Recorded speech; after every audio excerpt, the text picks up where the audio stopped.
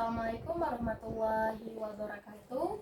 Perkenalkan, nama saya Serly Kurnia Ilahi dengan NIM 22002056.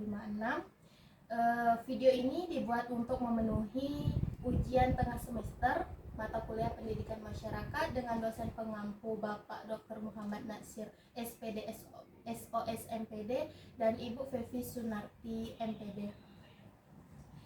Di sini kami akan berdiskusi mengenai pendidikan masyarakat bersama rekan saya. Perkenalkan, nama saya Elvi Halisa Putri. Nah, jadi sebelumnya di sini saya akan menjelaskan terlebih dahulu apa itu pendidikan masyarakat. Jadi, pendidikan masyarakat itu adalah suatu pendekatan dalam pendidikan yang fokus pada pemberdayaan masyarakat, memungkinkan individu dan kelompok di dalam masyarakat untuk mengakses pengetahuan, keterampilan, dan sumber daya yang mereka butuhkan untuk meningkatkan kualitas hidup dan untuk berpartisipasi di dalam membangun pembangunan sosial, ekonomi, dan budaya. Nah Kak, jadi di dalam pendidikan masyarakat ada beberapa cangkupan seperti pendidikan keterampilan dan pelatihan. Jadi di pendidikan masyarakat itu memberikan keterampilan praktis kepada masyarakat dalam berbagai bidang seperti keterampilan bekerja, pertanian, kerajinan tangan, atau teknologi informasi. Selanjutnya itu ada pendidikan kesehatan, di mana pendidikan kesehatan itu sendiri menyediakan informasi tentang kesehatan, pencegahan penyakit, pola makan sehat, dan perawatan medis, serta mencegah penyakit menular. Mungkin selanjutnya ada pendidikan lingkungan, itu memberikan pemahaman tentang pentingnya pelestarian lingkungan, pengelolaan sampah, dan penghematan energi dan praktis berkelanjutan.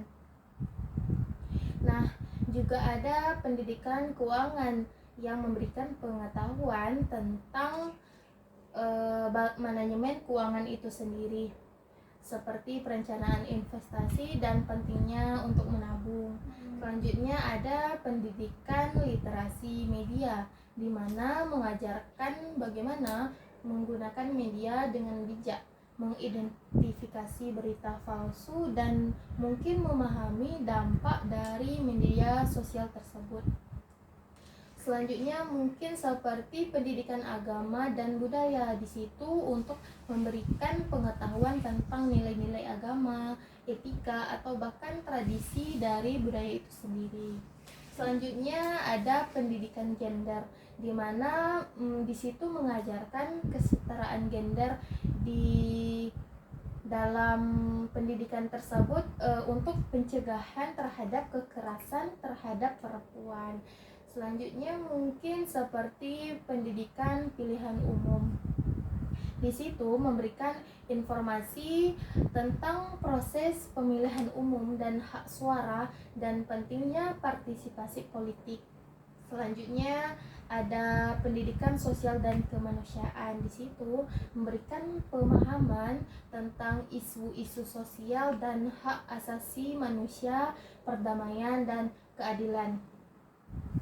Selanjutnya ada pendidikan anak usia dini. Di situ juga menyediakan program pendidikan awal bagi anak-anak, termasuk perkembangan anak, keterampilan anak, atau bahkan kesiapan sekolah. Selanjutnya juga ada pengembangan komunitas. Di situ juga melibatkan masyarakat di dalam perencanaan pembangunan komunitas, tata kota, dan pengembangan infrastruktur.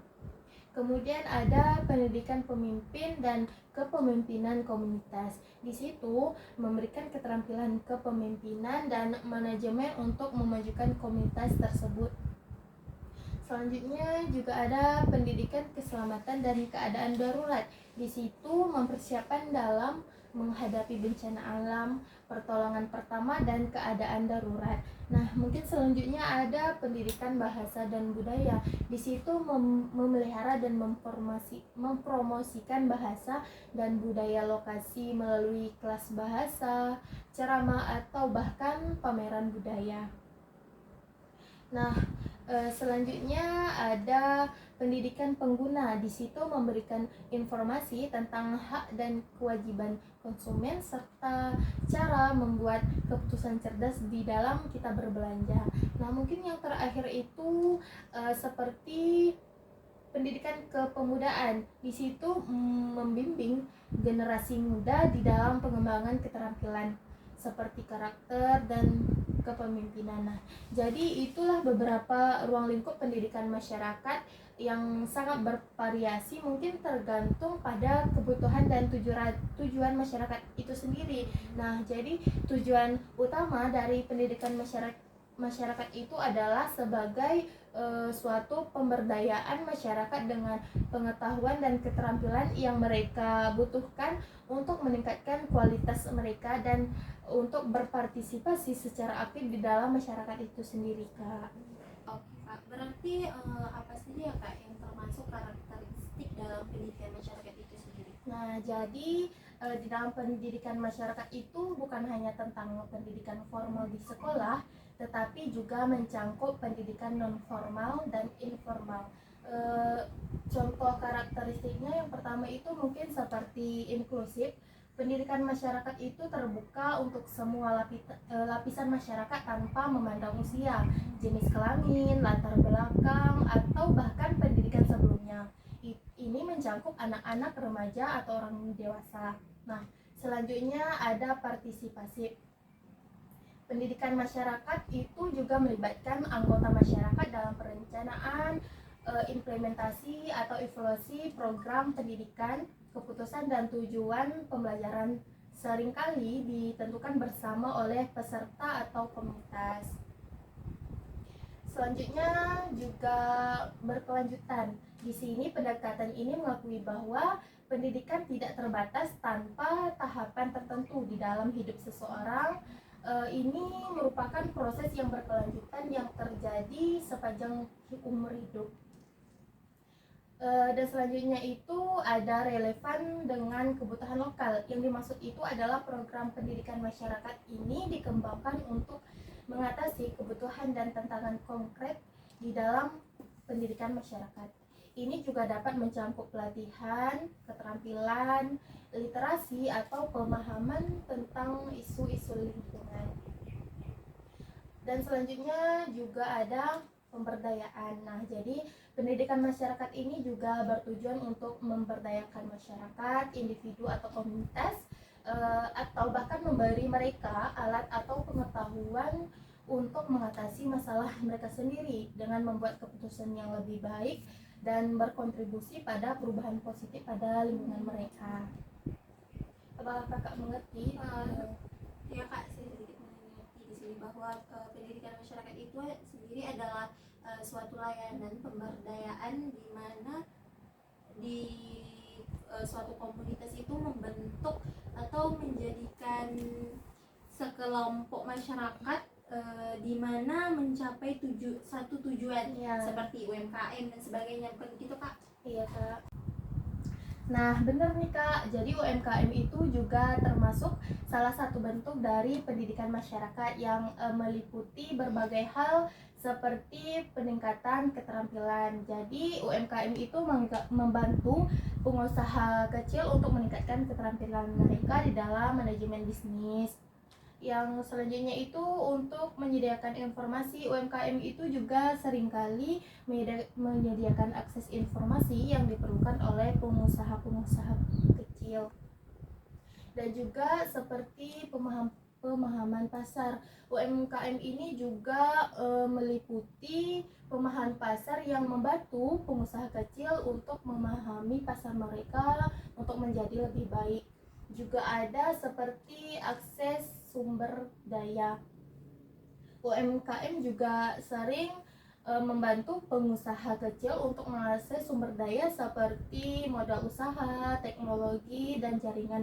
Ini juga dapat membantu pengusaha kecil untuk mengembangkan bisnis mereka. Nah, yang terakhir juga ada pemberdayaan ekonomi. Di sini UMKM juga membantu masyarakat untuk dapat diberdayakan di dalam mengembangkan usaha mereka sendiri. Hal ini tidak hanya meningkatkan pendapatan mereka, tetapi juga memungkinkan pendidik mereka untuk lebih mandiri secara ekonomi. Mungkin ada contoh lain ya Kak, mungkin seperti kelas kewirausahaan. Nah, jadi pendidikan masyarakat itu mempunyai program yang mengajarkan kewirausahaan kepada kewirausahaan yang masih pemula atau pembantu mereka di dalam memahami dasar-dasar bisnis atau perencanaan serta manajemen.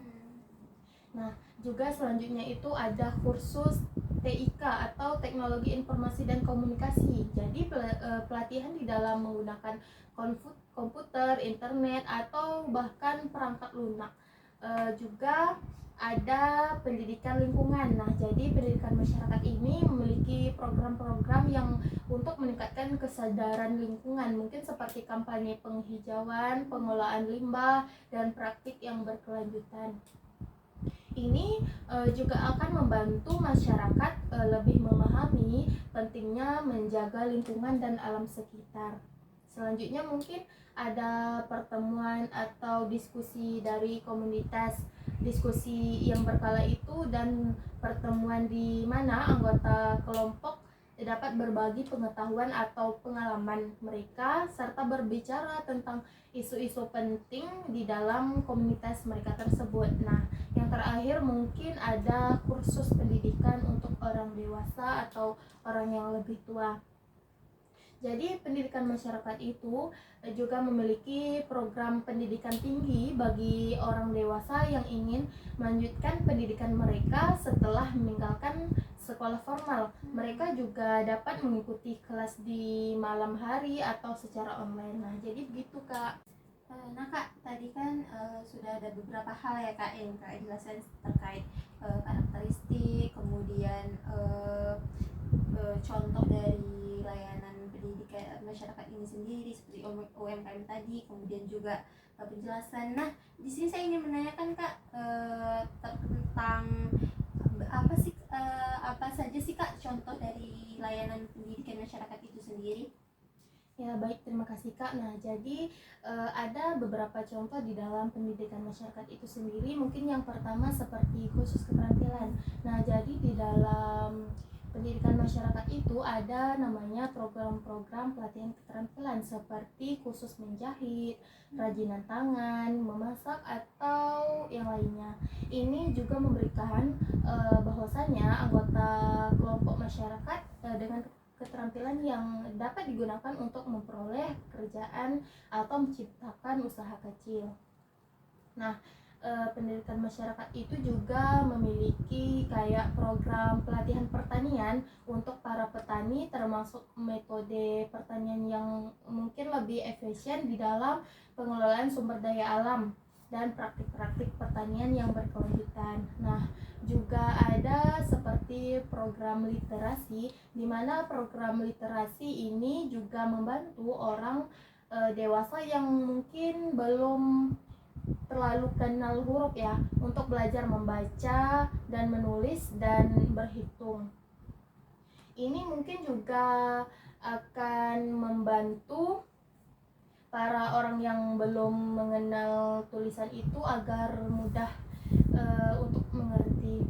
Nah Kak, dari beberapa hal yang Kakak paparkan tadi dapat saya simpulkan bahwa pendidikan masyarakat ini memang sangat penting ya Kak diterapkan di suatu masyarakat, di mana salah satu programnya itu yaitu pemberdayaan masyarakat. Nah, pendidikan masyarakat ini membantu masyarakat untuk mendapatkan pengetahuan, kemudian juga keterampilan dan sumber daya yang mereka butuhkan untuk meningkatkan kualitas hidup mereka. Nah, ini mencakup keterampilan dalam berbagai bidang nih Kak, seperti kesehatan, seperti Kakak sampaikan tadi, kemudian ekonomi, lingkungan, dan masih banyak lagi. Nah, iya Kak, benar seperti yang Kakak jelaskan. Jadi di sini saya juga ingin menambahkan sedikit apa itu pentingnya dari pendidikan masyarakat itu sendiri. Mungkin untuk meningkatkan kesadaran. Nah, jadi pendidikan masyarakat itu sendiri juga membantu di dalam meningkatkan kesadaran masyarakat tentang berbagai isu penting seperti hak asasi manusia, lingkungan, gender, kesehatan, dan mungkin banyak lagi. Nah, juga pentingnya di dalam memberdayakan ekonomi. Pendidikan masyarakat ini juga membantu individu dan komunitas untuk mengembangkan usaha kecil dan menengah seperti yang kakak sebutkan tadi seperti UMKM. Nah, selanjutnya untuk pengentasan kemiskinan. Nah, jadi pendidikan masyarakat itu sendiri dapat membantu untuk mengurangi kemiskinan dengan meningkatkan akses masyarakat ke sumber daya dan peluang ekonomi. Nah, mungkin yang terakhir itu untuk pengembangan sosial. Pendidikan masyarakat itu sendiri juga mungkin membantu di dalam membangun komunitas yang lebih kuat dan lebih kohesif. Ini juga dapat memperkuat hubungan sosial, mempromosikan kerjasama dan mungkin untuk mengurangi konflik di dalam masyarakat itu sendiri.